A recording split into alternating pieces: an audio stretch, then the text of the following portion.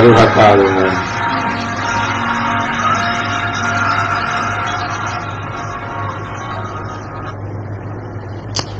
Baruch atah Adonai.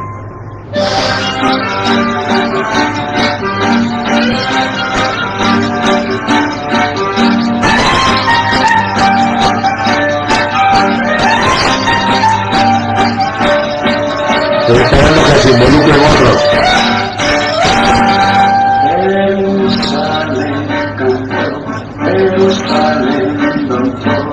Jerusalén, en ti se alegró.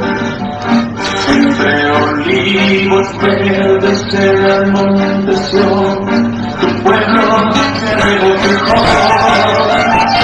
Jerusalén cantó, Jerusalén cantó, Jerusalén, en ti se alegró. Entre olivos verdes el monte Sión, tu pueblo se regocijó.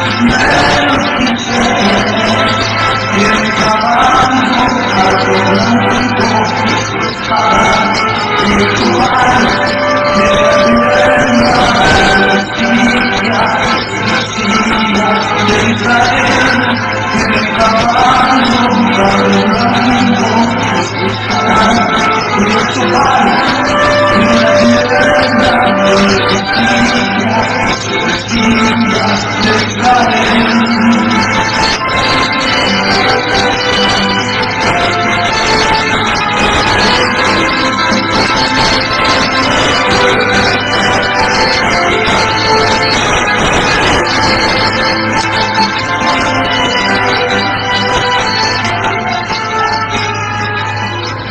Baruch atah, bendito sea Hashem.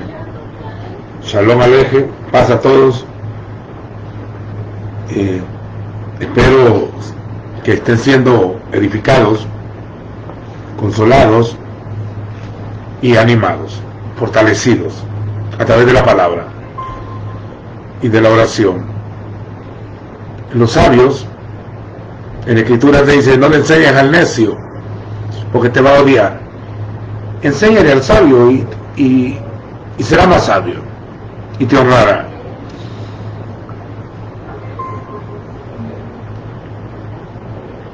Hay una porción en Escritura que quisiera recalcarla este día, está en el primer libro de Reyes, capítulo 19, cuando Elías estaba al borde de terminar su tiempo ministerial.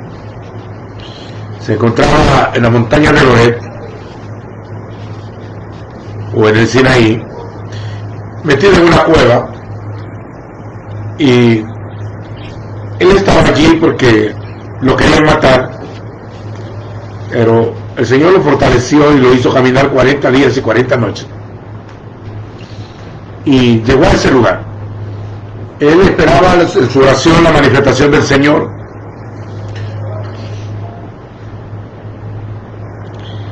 y sucedió que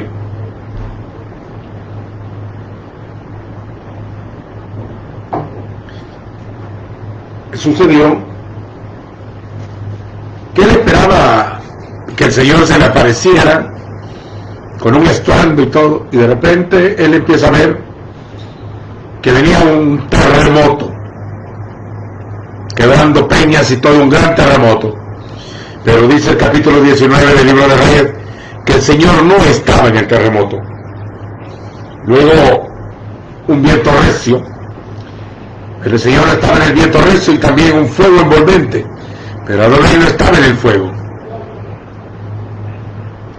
Eran solo manifestaciones, pero él no iba allí. De último aparece un silbo apacible y delicado, un soplo, un viento fresco, y él se postró porque entendió que Dios venía así suavemente. Hay diversidad de manifestaciones, ninguna es más importante que la otra realmente, igual que los ministerios. No es verdad que el maestro sea de menor rango por ser mencionado de último en Efesios 4 y el apóstol sea mayor. Sencillamente el mayor es el servidor. Los conceptos así equivocados vienen de la clerecía, de los clérigos religiosos que han seguido también el modelo de Roma, creyéndose que son dos clases de congregación, la de los nobles y la de los plebeyos, la de los ministerios y la del pueblo, y eso no es así. Todos vosotros sois hermanos. Lo que pasa es que hay hermanos a los cuales les dan mayor responsabilidad, pero todos vosotros sois hermanos y uno es vuestro padre. Entonces, cuando él entendió, le dice: ¿qué haces aquí, Elías? Ese tiene un vivo celo por Adonai, tenía miedo realmente. Los dioses me buscan para matarlo. Eso cita Pablo en Romanos 9, cuando él dice: Elías oró en contra de Israel, pero la voz divina le dijo: me he guardado 7000 días que no se han doblegado frente a Baal, al dios pagano de ese tiempo. Y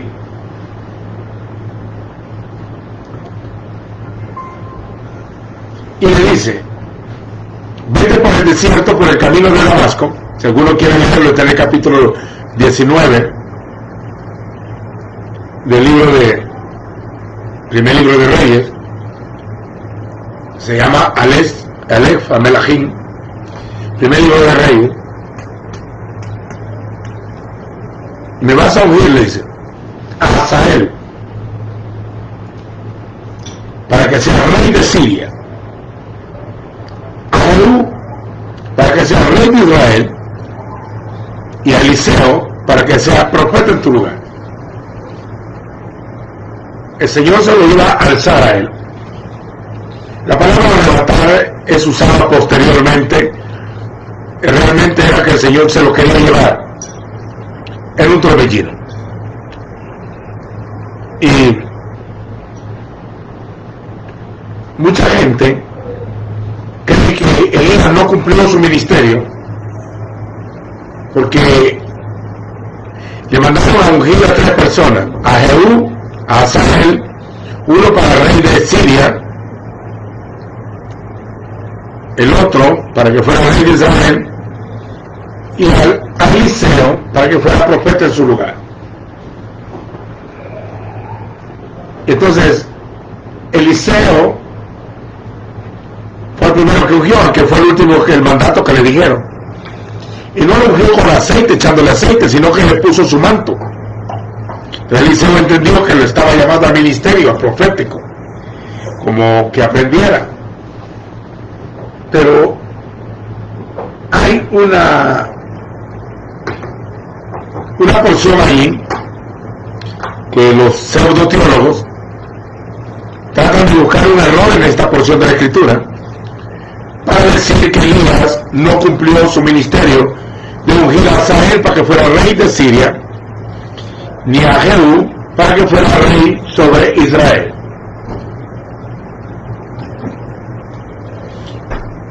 Y que dicen que dejó el trabajo inconcluso, y algunos otros predicadores, siempre hago así esta comida porque no necesariamente son del Señor, ni ellos ni sus conceptos. Esta es una advertencia para aquellos santos que posiblemente tengan llamamiento, ¿no? Puede ser que tengan llamamiento, pero al apresurarse en la carne a hacer la obra de Dios, pueden, después de ser profetas, ser adivinos, como en el caso de Balaam. Hay mucha gente que usurpó autoridad, se metió donde no lo habían llamado, y aunque tenga unción y tenga conocimiento y llamado, pero uno debe respetar a dónde lo han puesto y su nivel de equipamiento por el cual le han hecho. Por ejemplo, un maestro puede ser más paciente para enseñar y posiblemente no sea como un evangelista su estilo, porque por una sencilla razón, el maestro enseña y el evangelista predica.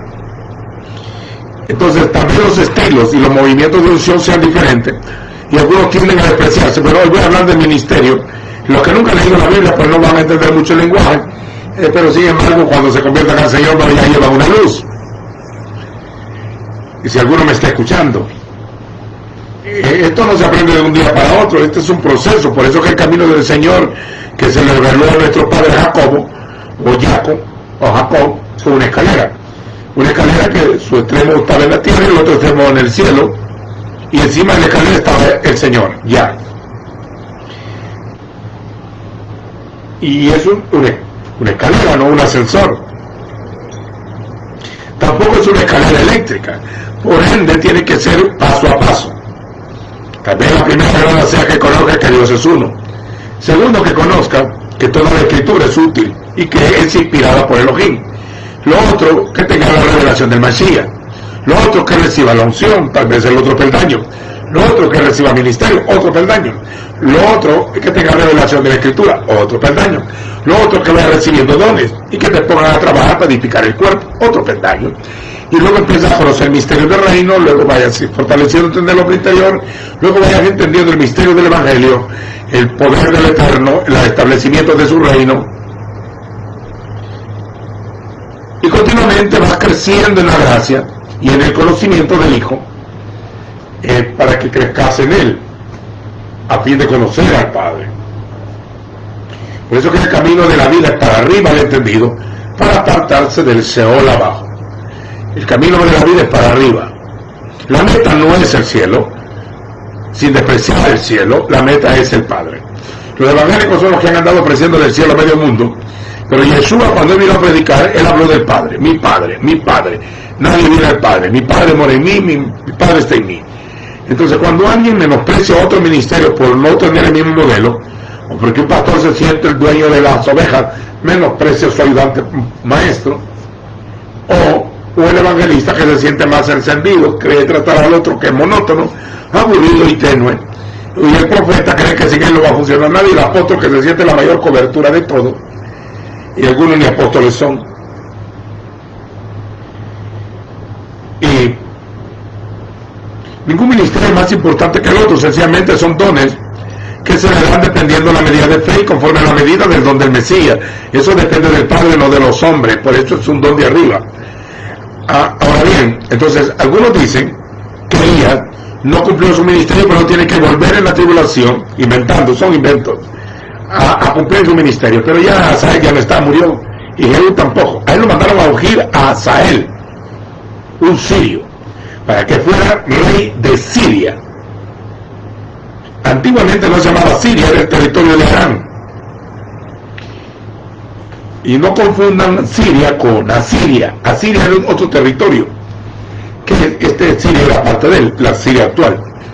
Ahora bien, y me vas a ungir a Jehú, para que sea rey de Israel. Y me vas a ungir a Eliseo para que sea profeta en tu lugar. Entonces cuando él desciende, encuentra a Eliseo en Abel-Mehola, que era un agricultor que tenía 12 yuntas de bueyes, y él estaba la tierra, tenía terreno, tierra y todo. En ese tiempo 12 yuntas de bueyes, estamos hablando de tractores, maquinaria pesada, era lo que había en ese tiempo para su trabajo. Entonces un hombre pudiente, Eliseo, no necesitaba irse al ministerio porque no tenía trabajo, como hacen algunos. Tengo que dedicarme a la obra porque no tienen trabajo. Mire, el ministerio no es porque no tienes trabajo, aunque sea un trabajo, no puedes meterte por eso, porque el Señor escoge, elige y prepara lo que Él llama para esta obra, y su obra, no la obra del hombre.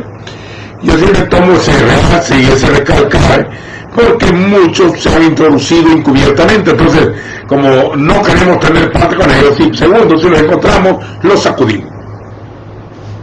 Los que quieren ir al ministerio no los ha llamado el Señor, porque los que nos llamó el Señor no queremos ir. Mire qué irónico. Todos los que nos llamó no queremos ir, casi la mayoría no quiso ir. Pusieron excusas, casi todo sentía el compromiso. Los que se ofrecen, Dios no los ha llamado. Y a los que llamó no se apresuren, esperen el tiempo del equipamiento. No necesita ir a votar a otro pastor, a un ministro, o quitarle el ministerio a otro, orar para que se muera, no. Entonces, el tema de hoy es que el Señor nunca se queda sin profeta sustituto. Cuando a algún hombre de Dios le toca partir, Dios ya tiene al otro. Así ha sido en toda la Escritura. Cuando Abraham perece, perdón, no quiero usar la palabra perecer, cuando Abraham duerme, pues ya estaba Isaac. Cuando Isaac duerme, estaba Jacob. Cuando Jacob duerme, ya estaba José para sustituirlo. Luego aparece Moshe, luego aparece Josué, luego los jueces, los ancianos y luego los jueces.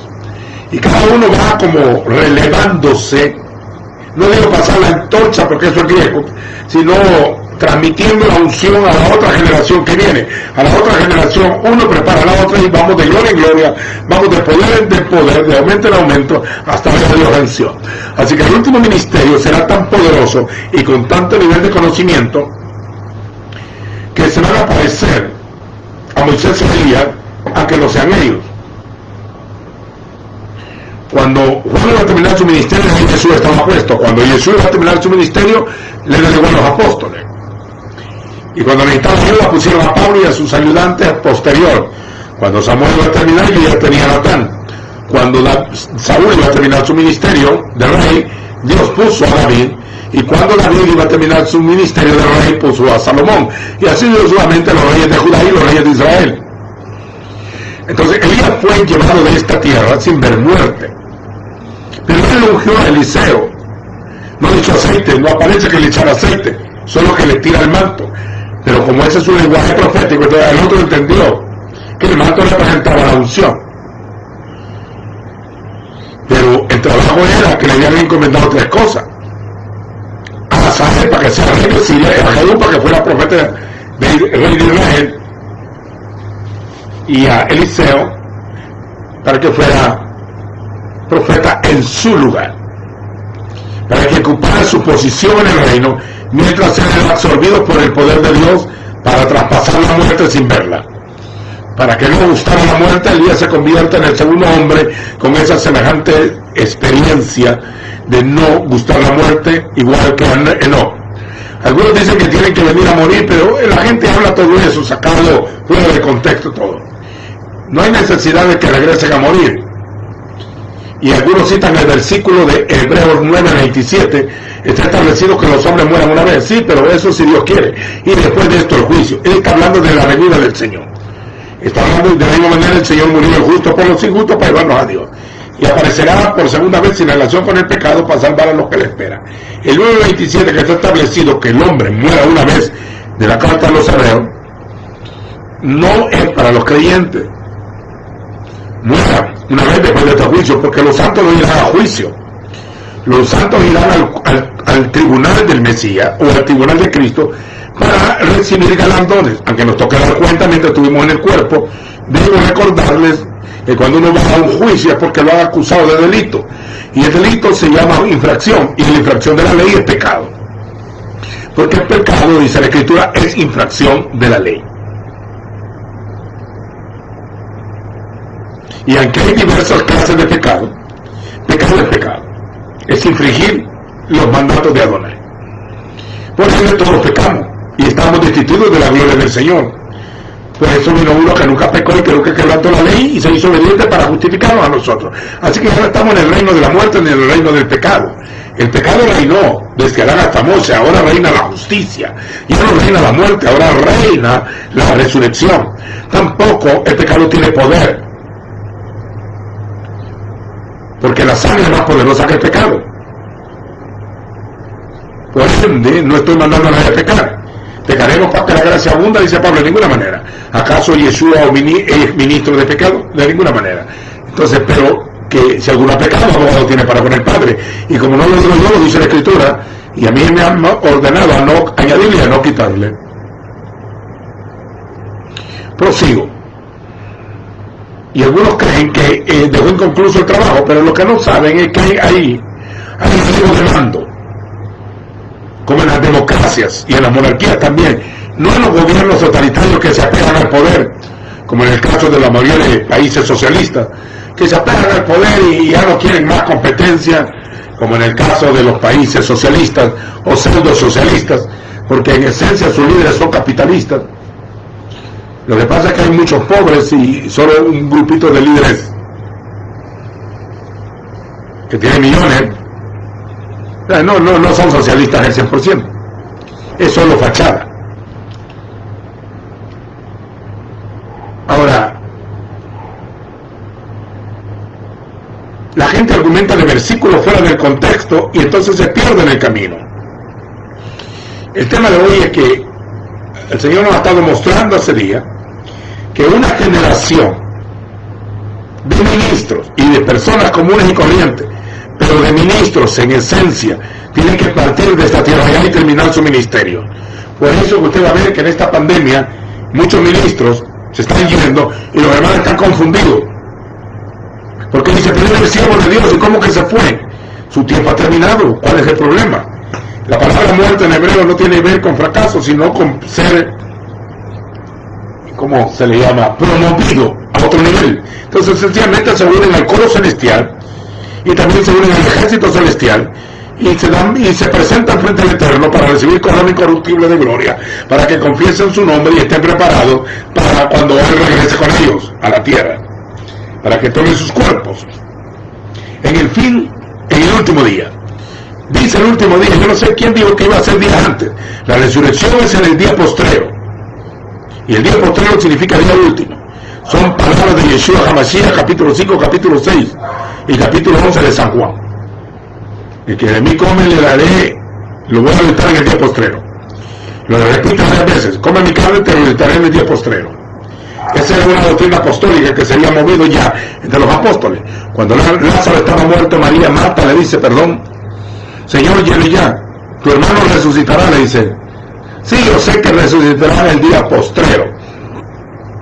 En el fin de los días se van a levantar a los santos. Por eso dice también la última trompeta. La séptima trompeta, los santos, Apocalipsis revela 7 cuernos de chofar, y la última es para dar galardón a los santos. Entonces los creyentes van a ir al tribunal del Mesías para recibir galardones. Depende cómo haya sido su obra, porque la salvación es gratis, pero los galardones son por obras, porque el Señor nos salvó no por obra, pero sí para buenas obras, las cuales ha preparado de antemano para que anduviésemos en él. Carta de los Efesios. Hay que desinformarse, hay que informarse bien y votar todo aquello que nos enseñaron mal, porque realmente al pueblo creyente le enseñaron mal.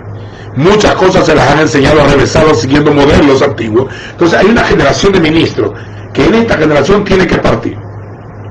Y si algunos de nosotros, lo que estoy hablando, lo que estamos viendo, nos toca partir, con honor, no hay problema. Sea que vamos, sea que muramos, del Señor somos. No vivimos en los temores de que me quedo o me voy. Eso no es para nosotros. Nuestro nombre está escrito en el libro de la vida, y fuimos lavados con la sangre del Cordero y elegidos antes que el mundo fuese. Nuestro nombre tuvo que haber sido escrito antes de la fundación del mundo. Apocalipsis 13:8. Lo adoraron a la bestia aquellos cuyos nombres estaban escritos en el libro de la vida del Cordero, que fue inmolado desde el principio del mundo. Y Él nos eligió antes de la fundación del mundo para que fuésemos santos y sin mancha delante de Él. Y esto no es calvinismo ni neocalvinismo. La teología salió más posterior para los divisionistas y sectarios. Mi lenguaje entra en otro nivel. Escrito está, nada más. Pero si está escrito ahí, así es, así. O sea, no vamos a estar argumentando de lo que ya está escrito. Solo amplificarlo, madurarlo para nuestro entendimiento y para compartir con los santos del Señor. Y para los oyentes de aquel que tiene hambre, pues.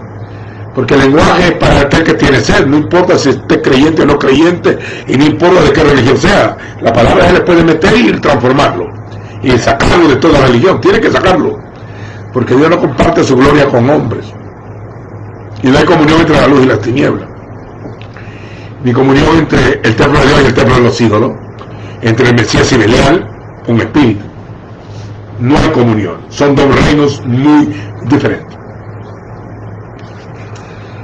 Ahora bien, cuando tenía que Elías ser alzado, todavía no había sido ungido Jehú como rey de Israel, ni Hazael para que fuera rey de Siria. Pero sí le tiran el manto a Eliseo, y Eliseo empieza a servirle. Entonces, cuando le toca partir, en el segundo libro de Reyes, capítulo 2, dice que el Señor quería alzar a Elías al cielo en un torbellino. Eliseo venía con él de Gilgal, y Elías dice: quédate aquí, que el Señor me envió a Betel. Y le dice Eliseo: vienes a Adonai y vive tu alma, que no te dejaré. Y un grupo de profetas le dice: ¿sabes que hoy te quitará Adonai a tu Señor de sobre ti? Solo le había tirado el manto y luego se volvió a recoger, le dieron una porción nada más.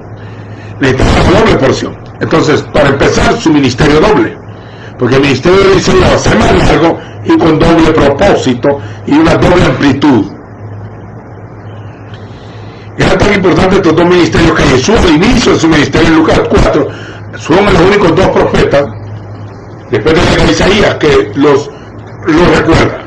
Dice: os digo que muchas viudas había en los días de Elías, pero a ninguna de ellas fue enviada sino la viuda en Sarepta, en Sidón, que es la actual Líbano. Y os digo que muchos leprosos habían en el día de Eliseo, pero ninguno de ellos fue enviado, sino a Naamán el sirio. Entonces, cuando estaban en Betel, le dice otra vez: quédate aquí porque el Señor me ha enviado a Jacob. Y otro grupo de profetas le sale y le dice a Eliseo: ¿sabes que Adonai te quitará hoy a tu Adón o a tu Señor de sobre ti? Tu padre espiritual va a ser quitado hoy, y va a entrar a otro tiempo ministerial. Es otro tiempo. Cada vez que aparece un ministerio nuevo por el Espíritu, es un tiempo del Eterno de visitación. Luego cambia hacia otra generación. Entonces hay una generación que debe de partir ya. Debe de partir en este tiempo, debe de partir por diversas cosas para partir. Porque tiene que darle paso a otra generación que ya está aquí, pero que debe de renovarse para no seguir los patrones de los ministerios. De nada sirve levantar un ministerio nuevo hoy con las mañas de los ministerios viejos. La mayoría de iglesias y congregaciones están llenas de moldes y de ritos y de cultos monótonos fuera de la Escritura. También su forma de culto muchas veces es antibíblico, sin fuego del Espíritu, y hay un montón de altares que no tienen ningún fuego. Hay muchos altares que están sin Dios y se llaman altares de Dios. Congregaciones, cristianos sin Cristo, mesiánicos sin Mesías, judíos sin el Eterno, altares sin Dios, altares sin fuego del Espíritu, y muchos altares con fuego extraño, muchos ministerios sin llamamiento, solo porque llenaron los requisitos de estudio, los pusieron y ahora ya son clérigos, reverendos, y los demás que no han estudiado son laiquitos. Quiere decir pueblo laico, o sea, laico es de laos, que son un pueblo insignificante. Entonces han creado una congregación igual que el catolicismo romano, el movimiento protestante entre clérigos y pueblo, los que comen bien y los que no comen nada, los pobres y los ricos. Eso no es así, no está escrito así, hay que recalcarlo. Si a tu congregación entra un hombre con anillo de oro, no le vas a decir, póntate a mi diestra, porque trae dinero. Y si hay un pobre andrajoso, no le vas a decir, tírate aquí abajo. Y una vez, hace muchos años, estábamos en una congregación y llevaban muchachas, perdón, ¿cómo decirlo?, mujeres que trabajaban en el servicio doméstico. Así se dice, ¿va? Servicio doméstico. Son trabajadoras formales, no les vamos a decir sirvientas ni ninguna otra palabra, no, trabajadores domésticos. Pero las llevaban a la congregación con uniformes que venden aquí en El Salvador, y entonces yo tuve que hablar en privado en primer lugar con los empleadores, no voy a decir los amos, porque eso es esclavitud, los empleadores, y le dije, por favor, no traten con menosprecio a esta muchacha en la casa del Señor, o no en la casa del Señor, no, en la congregación, porque nosotros no tenemos esa diferencia entre ricos y pobres. Aquí todos somos uno en el Señor, ni entre educados y maleducados, ni entre profesionales y gente proletariada.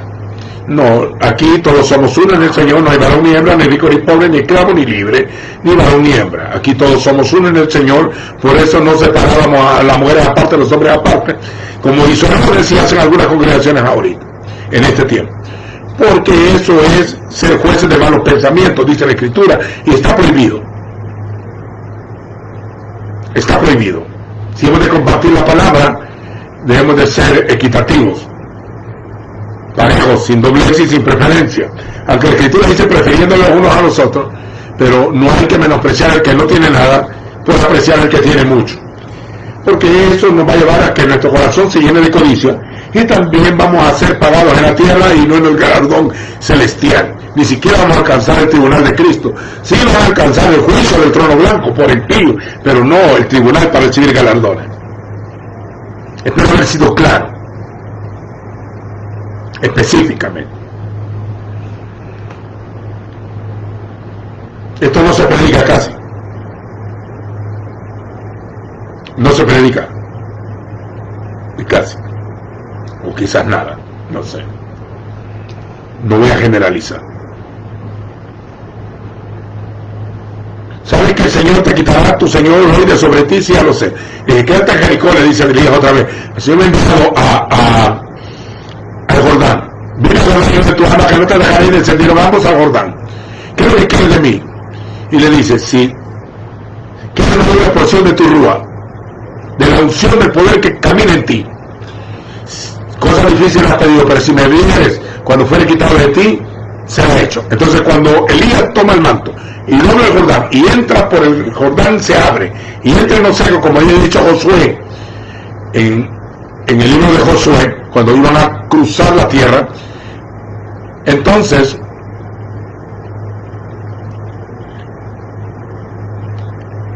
un carro de fuego los apartó a los dos, separados los hizo, y Elías subió al cielo. No dice fue arrebatado, no, ascendió al al cielo en un torbellino, no en un carro de fuego. Cuando fue llevado, se le cayó el manto del ventarrón, no lo quería soltar, porque celoso de su ministerio. Hay algunos que andan ofreciendo su ministerio y siempre se lo quieren dejar a sus hijos de la carne, pero son por los bienes materiales que han agarrado como ministerio. No todos, porque algunos, tal vez su hijo tiene llamamiento, pero hay algunos otros no lo hacen con esa intención. Lo dan por herencia y no por llamamiento. Y cualquiera aprende a hablar en este tiempo. Le dan clases de oratoria, de mercadotecnia, de locución, y le enseñan a grabar de memoria, y los niños siempre imitan a los padres y pueden usar hasta las mismas formas de movimientos de manos y de cuerpo y de chiste y todo. No lo digo por nadie en singular, sino parejo, eso lo hemos visto en todo el mundo. Le queda el manto, y Eliseo donde ve eso empieza a gritar: ¡Abba, Abi, Padre mío, Carlos de Israel y su gente de caballo! Y tomó el manto y partió el Jordán y lo abrió.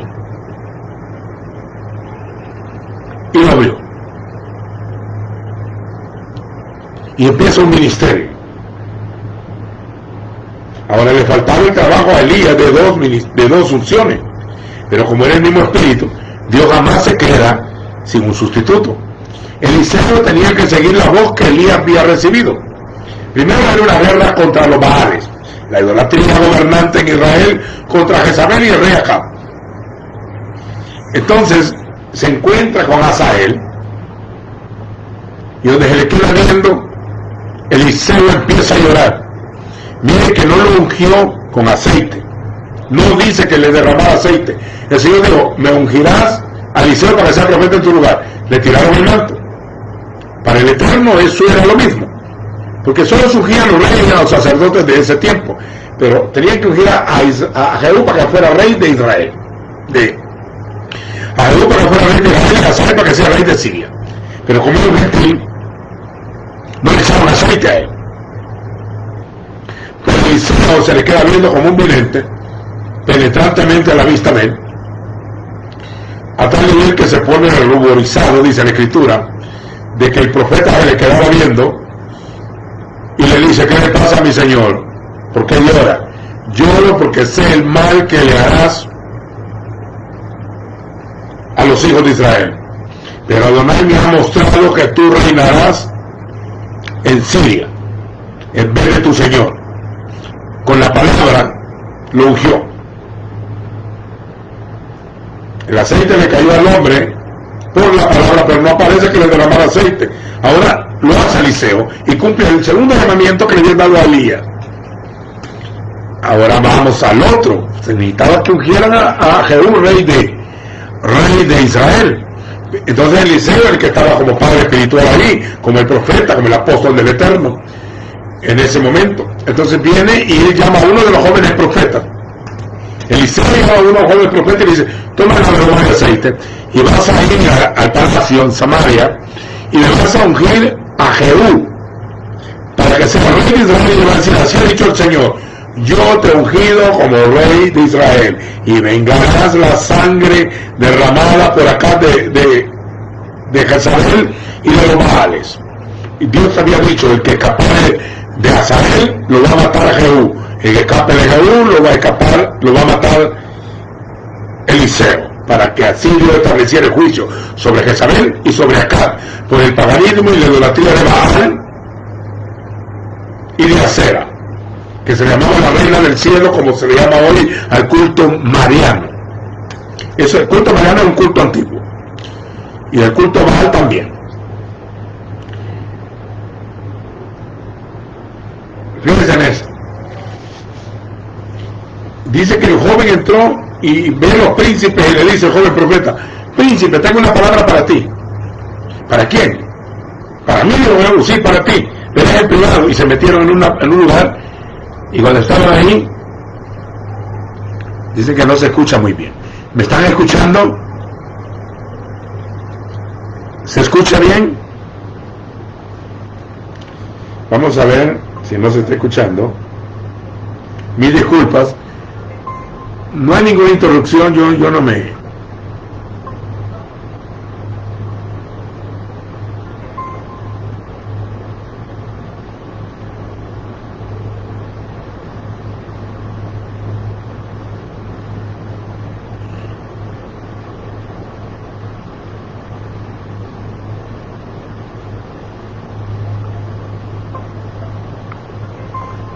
No hay nadie que me esté escuchando. No se oye.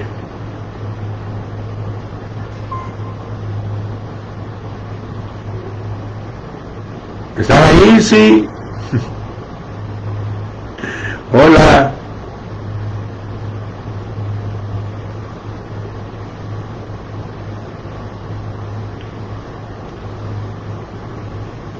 No sé si me están escuchando.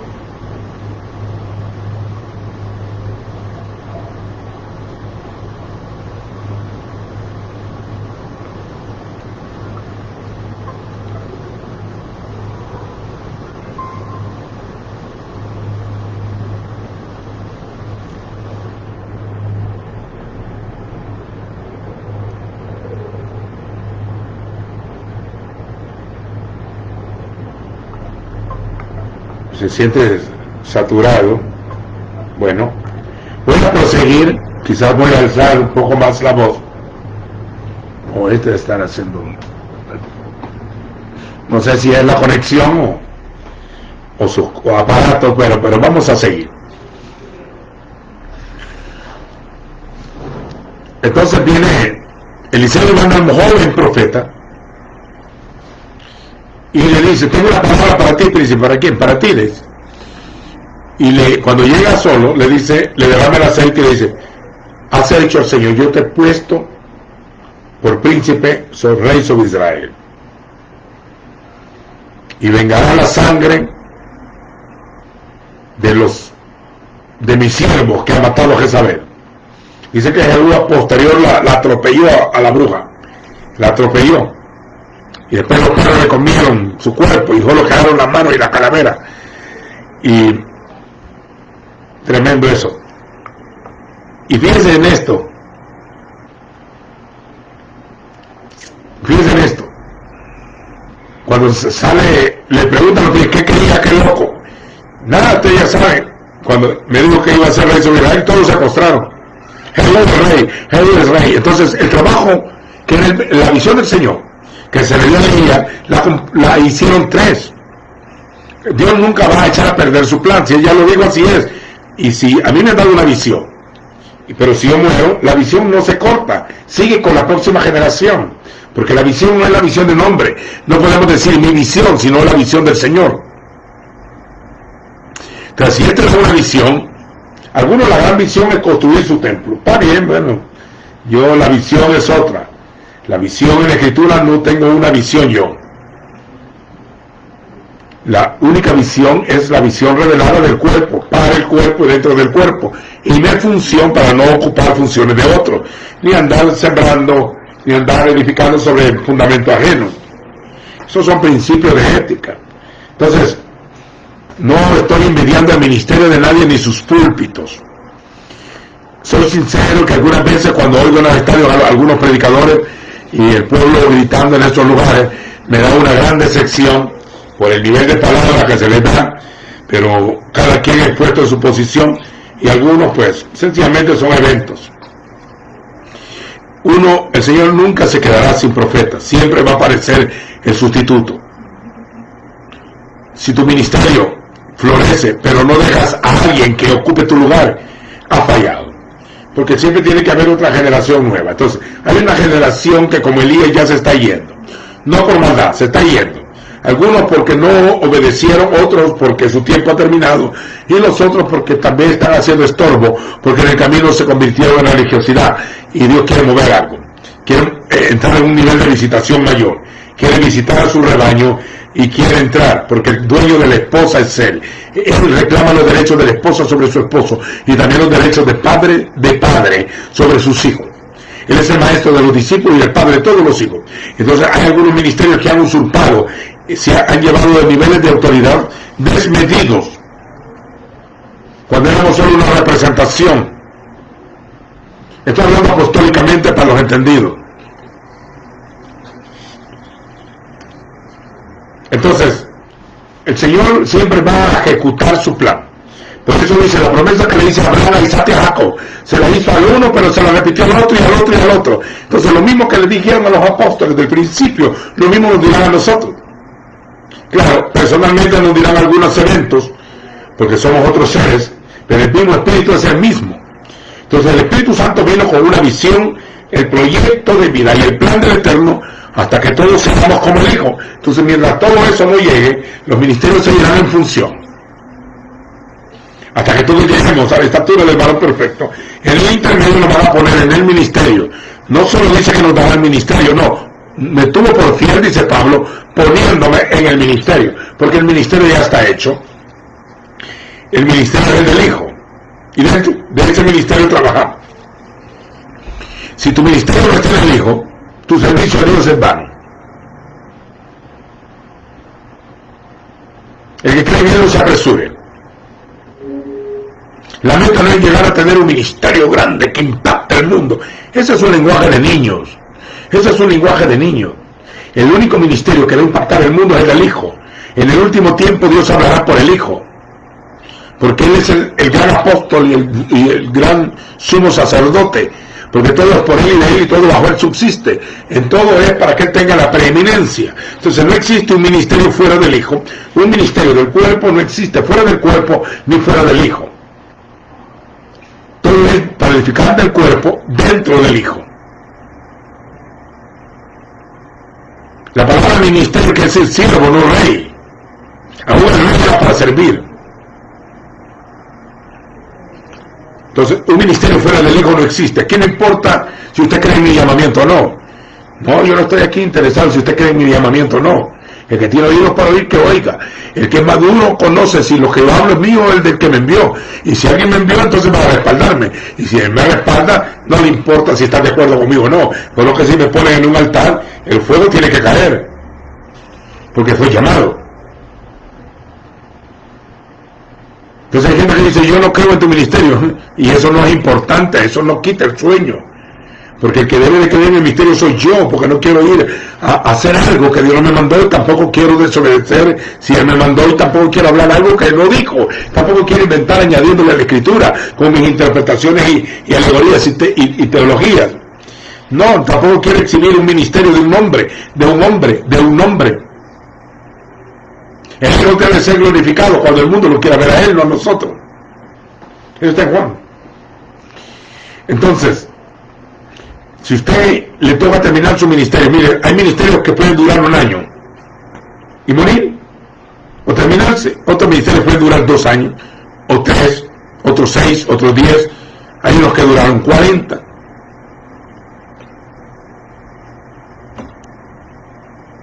Yo llevo 33 y 4 meses.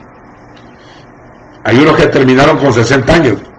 Nuestro padre, nuestro apóstol, duró como 50 años ministrando, un anciano, y murió. No, durmió en una plaza pública después de predicar. Predicó y ahí cerró los ojos y partió. Ni dolor sintió. Un solo tacto. Adiós. Terminó su trabajo. Va a ser coronado en gloria, pero dice, bienaventurados los muertos que mueren en el Señor. Sí, dice el Espíritu. Sus obras con ellos siguen. Entonces, el trabajo de esta generación,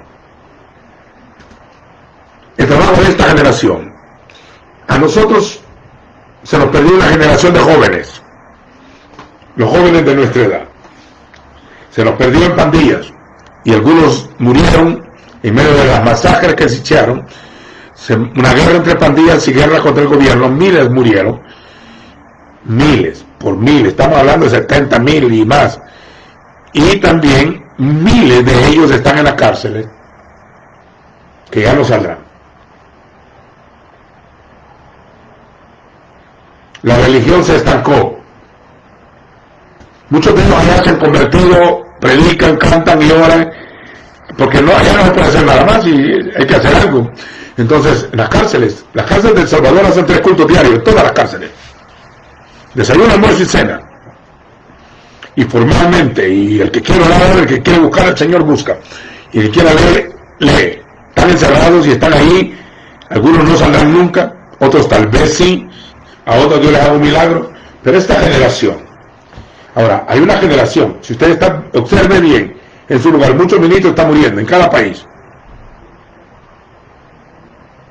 Yo fui a Chile con esa palabra, y a la República Dominicana, el año pasado, que se iba a ungir a una generación para despedirlo, se iba a ungir a una generación que está presente para, no para sustituir a aquellos, sino para que se renueven, se fortalezcan y se adelanten, porque si no se renuevan, si quedan con los mismos ritos evangélicos de siempre, una generación viene que es tecnológica, es millennial, es una generación diferente, que viene con nuevas cosas.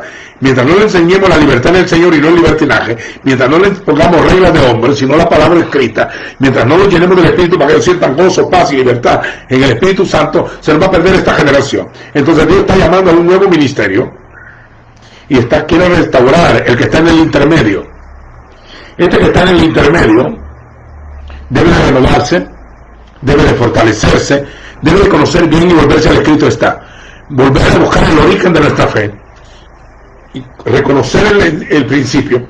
El modelo está en el libro de Hechos, los apóstoles del Cordero.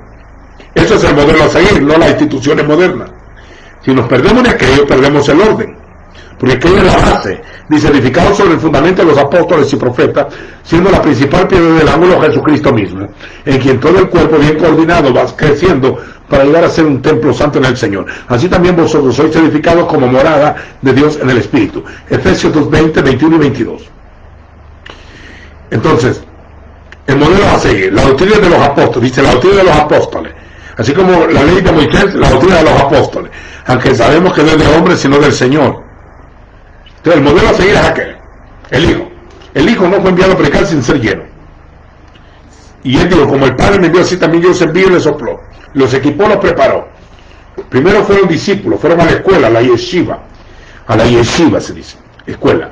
Fueron a la escuela de la Torá en revelación, y luego fueron llamados Shailiot, apóstoles, que eran heraldos, emisarios. Se establecieron un nuevo ministerio después de la muerte, después de la llenura del Espíritu. Había profetas y maestros, apóstoles, ancianos, pastores, llamados obispos y maestros.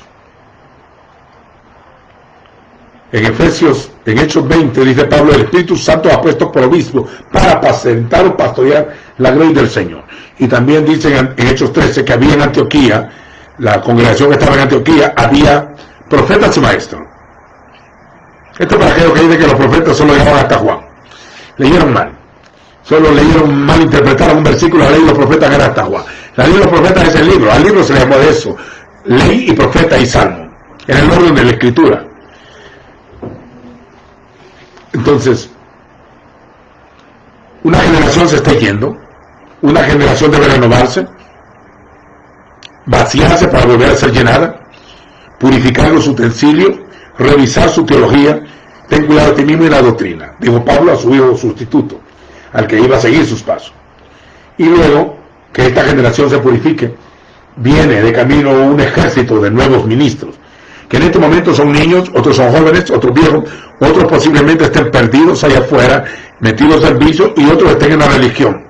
Van a ser sacados, están siendo guardados, van a ser sacados, y un nuevo ministerio, con una visión renovada, no con una nueva visión, con colirio en los ojos, con dones del Espíritu para percibir en el Espíritu, con una alianza, seguirán al Cordero, resurgirá. Y no digo que será la última generación, porque vamos de generación en generación, de poder en poder hasta ver a Dios en Sion. La meta es que cada generación que viene va poniendo una piedra sobre piedra hasta llegar a ser el edificio. Entonces, este es el tiempo de cambios. Después de esta pandemia, va a haber una visitación. La visitación es el cumplimiento de promesa. Hay que aprender 3 cosas. Visitación, 4 cosas. Derramamiento del Espíritu, despertamiento y avivamiento. Algunos me dijeron hace poco que la palabra avivamiento no hay que usarla. Bueno, aviva tu obra en medio de los tiempos. Y en medio de los tiempos, hazla conocer. Aviva. La palabra avivar viene de un concepto de fuego, de un altar, que hay que soplarle para que crezca. Por eso dice Pablo a Timoteo, aviva el fuego del don de Dios que hay en ti, que se te fue dado por la imposición de la mano en el presbiterio, entre los obispos mayores. Entonces, aviva, avivamiento, no desde el contexto pentecostal tradicional. Un avivamiento no es cuando una iglesia se emociona. Un avivamiento es cuando el cauce de una sociedad cambia, cuando una nación se deja evangelizar.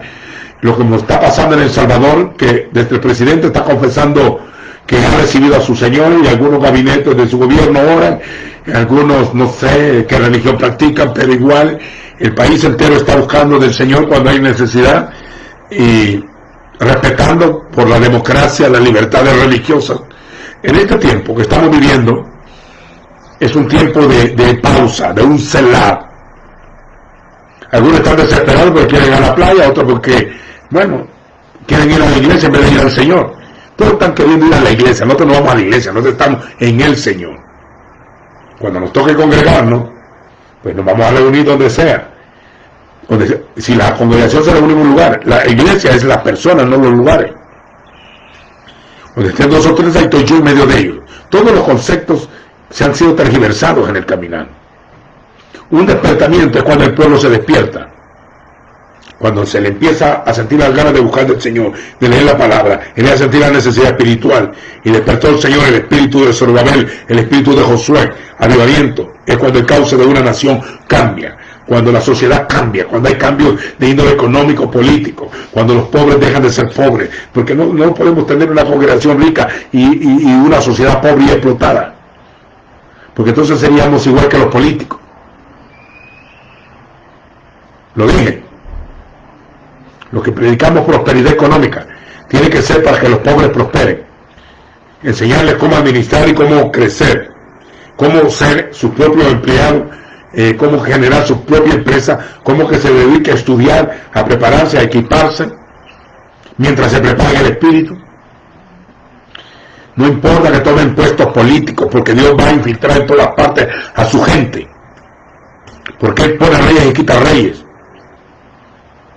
Le engañaron, a la religión le engañaron que no se mezclara en política, por la separación del Estado-religión, pero la religión siempre se ha metido en todos estos pueblos. El catolicismo romano tiene acuerdo con todos los gobiernos del mundo, igual que la religión en el islamismo, igual que el judaísmo en Israel. En todas partes la religión se mezcla con el Estado. A los cristianos se les dijo, sobre todo a los evangélicos entre comillas, porque los jesuitas han puesto reyes y quitado reyes en todas partes del mundo. A los cristianos evangélicos en América Latina les dijeron que no, y les engañaron para ponerles un freno social, para que las manifestaciones no se dieran en contra de los gobiernos totalitarios. Fue una congregación calladita, enmudeció, fue partícipe y cómplice. Tuvo miedo a hablar de la política para que no lo mataran, y le decían a la gente que meterse en política era del diablo y que era mundano. Miren, señores, el pueblo tiene que renovarse, no podemos impedir a la gente que se desarrolle, no podemos quitarle las alas de su esplendor. Han impedido a músicos, a estudiantes, a millonarios con su religión barata. Y lo dije, y lo digo y lo recalco.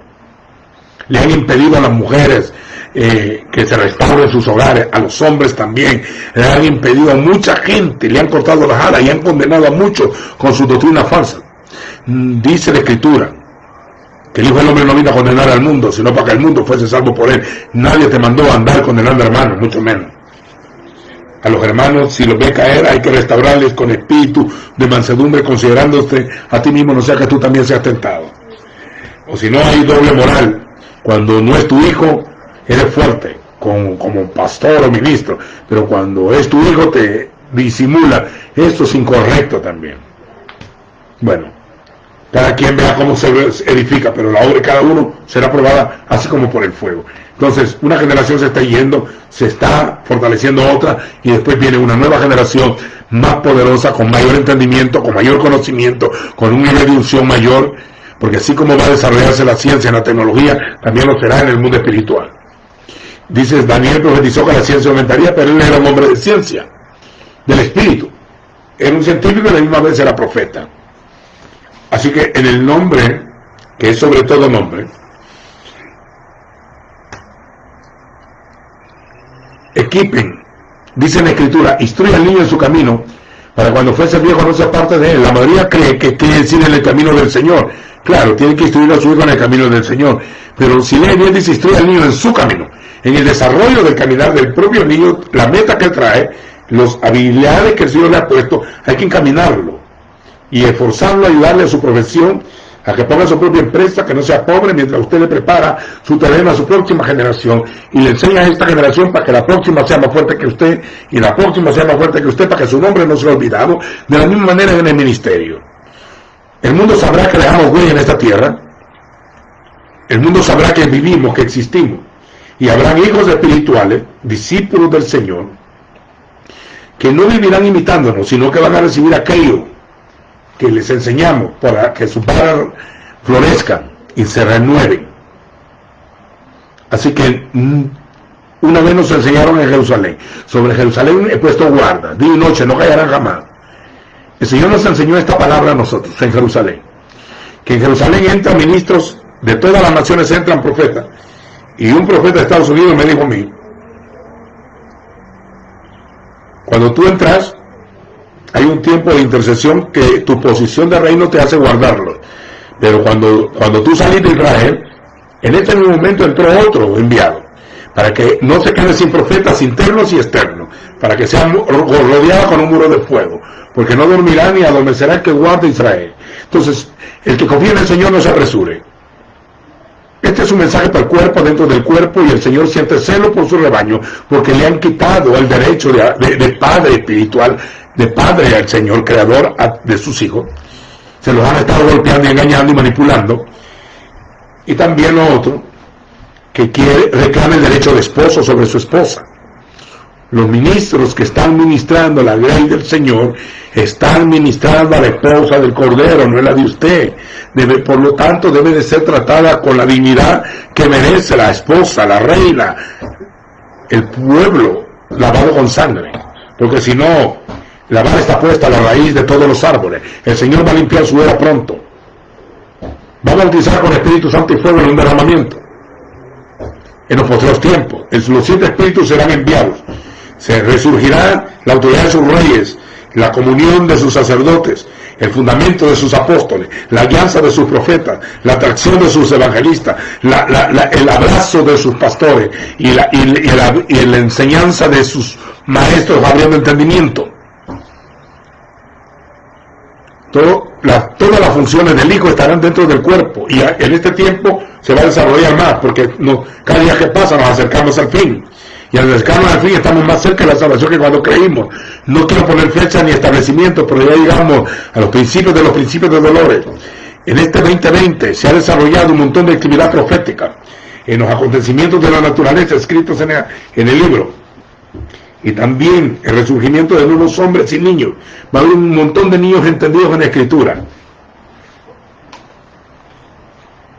Y debemos de mandarlos sin fachada de ropa, porque ellos van a infiltrar el mundo, y el mundo es transcultural, no es cultural.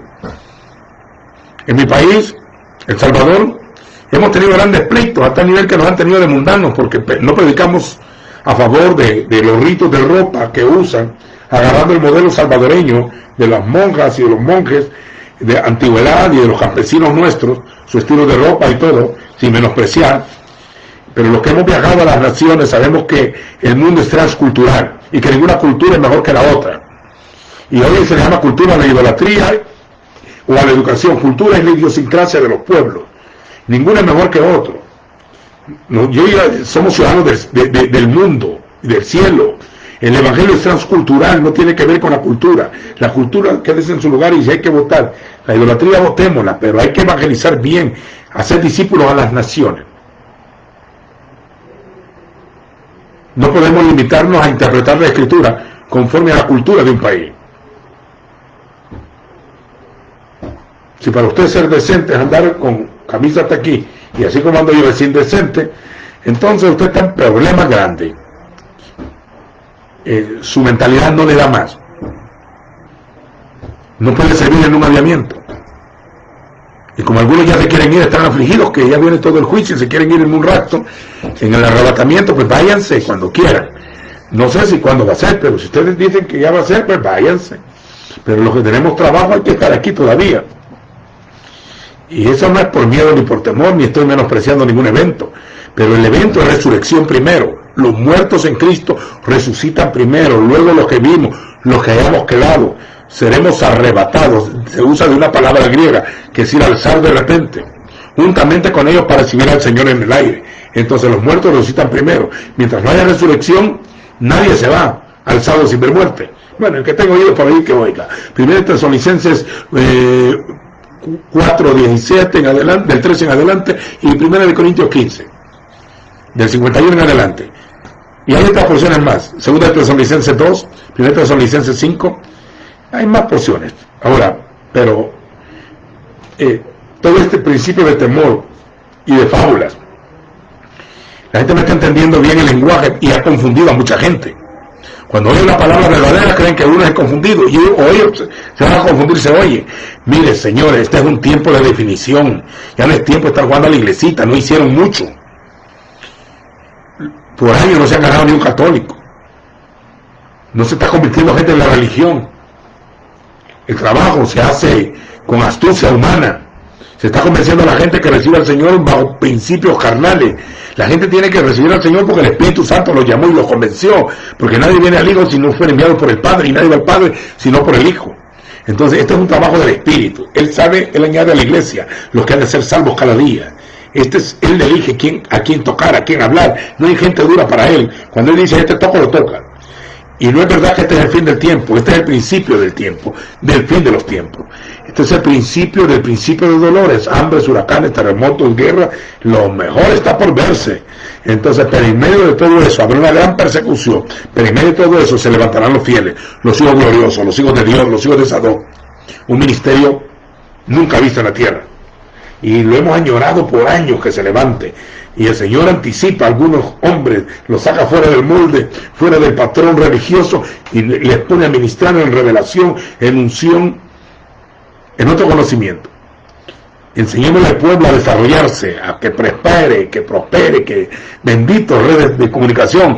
Antes decían que la computadora era la bestia, y que el televisor era el ojo de Satán, y que el mouse era los 3 seises.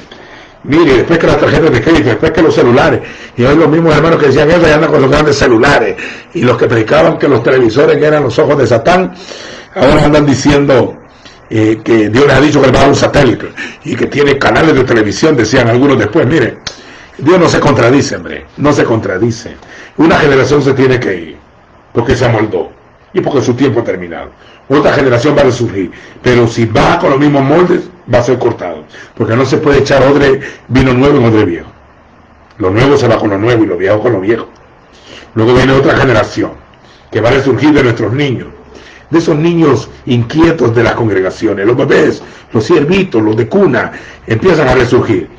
Jóvenes que hoy son jóvenes, antes eran niños, que bueno, eso no es sabiduría decir eso, sino que lo que quiero decir es que cuando eran niños oyeron palabras y hoy ya jóvenes o maduros están entendiendo la palabra. Así que Dios no se quedará sin profeta. Si nos toca a esta generación irnos, pues vámonos, ahí nos vemos en el cielo. Hasta pronto.